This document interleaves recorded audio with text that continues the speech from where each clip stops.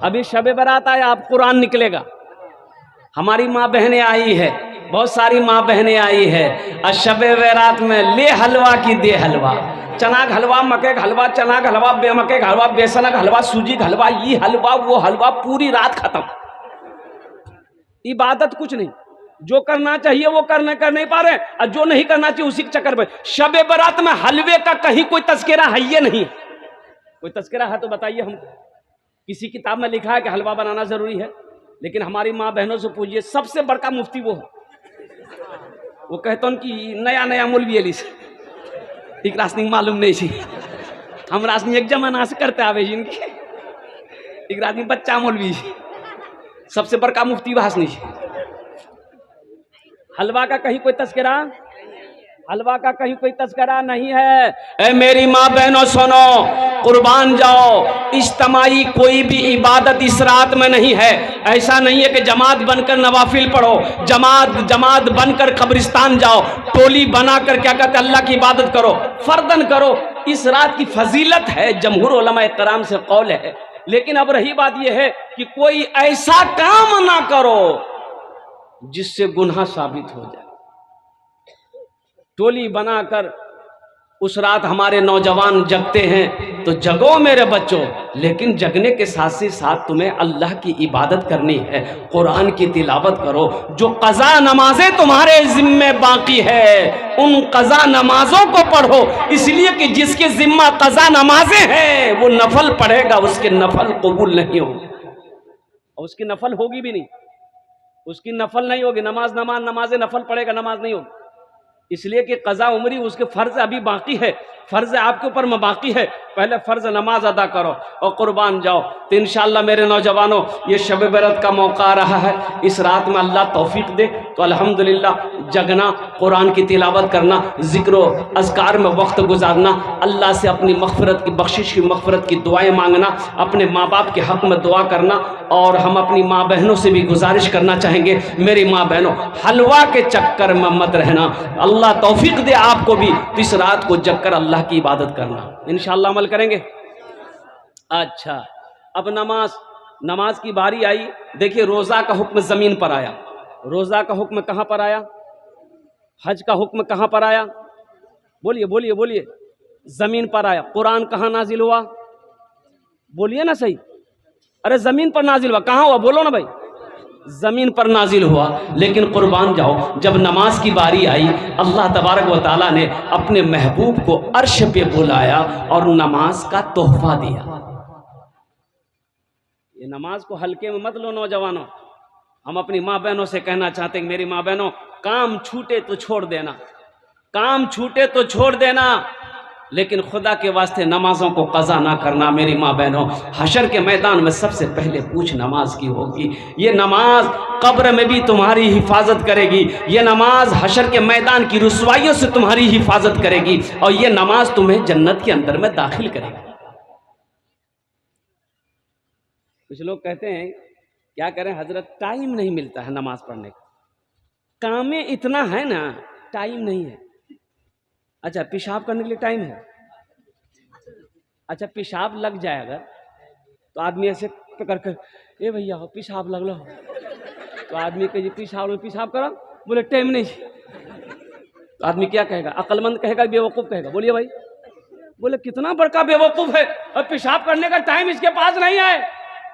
तो टाइम पेशाब करने का निकाल लेते हो, पखाना लग जाए पखाने का टाइम निकल जाते हो, फैक्ट्री में आग लग जाए तो इसको बुझाने के लिए गप गप गप गप गप गप इसको भरने के लिए टाइम निकाल लेते हो, नींद आए तो सोने के लिए टाइम निकाल लेते हो, घर का हर काम करने के लिए टाइम निकाल लेते हो, बीवी बाल बच्चे की परवरिश करने के लिए टाइम निकाल लेते हो।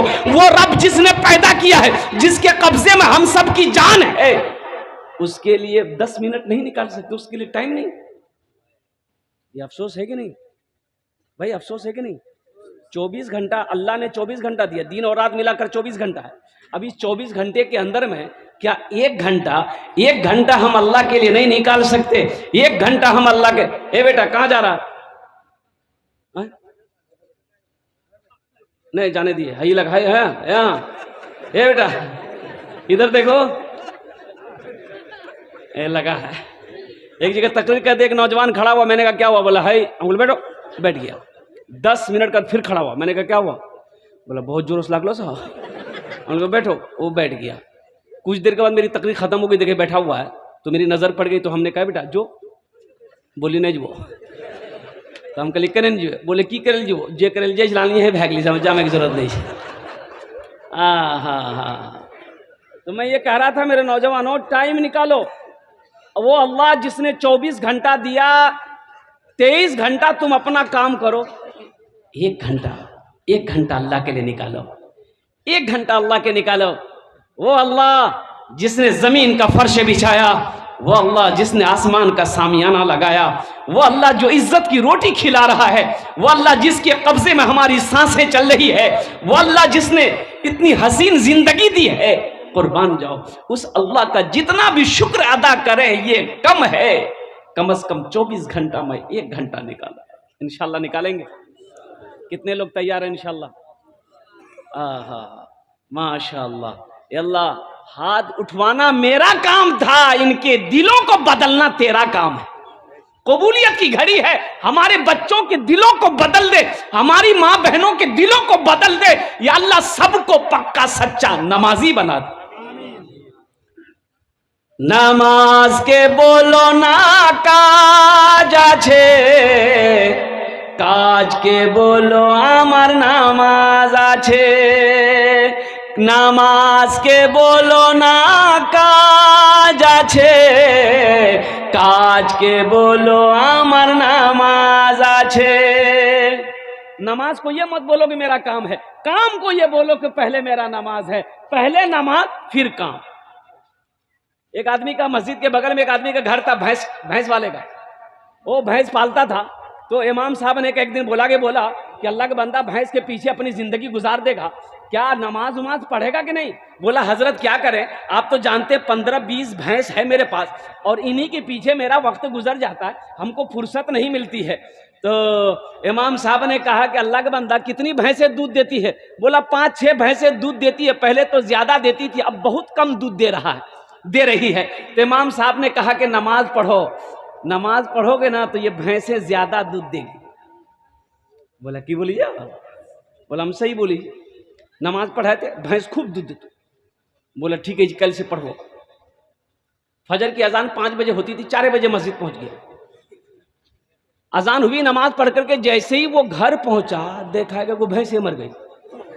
बोले या अल्लाह ये की बोली, अखनी तो नमाज शुरू कर लाना। मैं भागा इमाम साहब के पास गया। बोला इमाम साहब गजब हो गया। बोला क्या हुआ? बोला देखिए अभी फजर पढ़े वो भैंस मर गई। तो इमाम साहब ने कहा कि अल्लाह तुम्हारा इम्तिहान ले रहा है।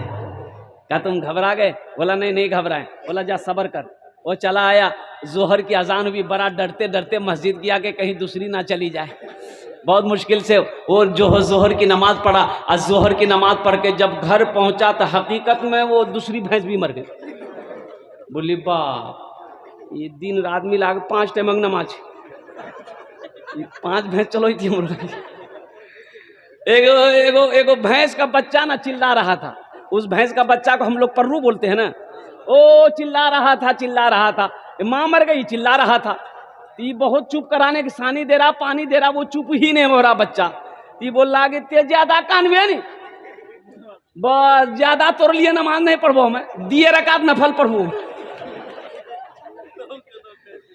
नमाज के बोलो ना काज आछे, काज के बोलो आमार नामाज आछे।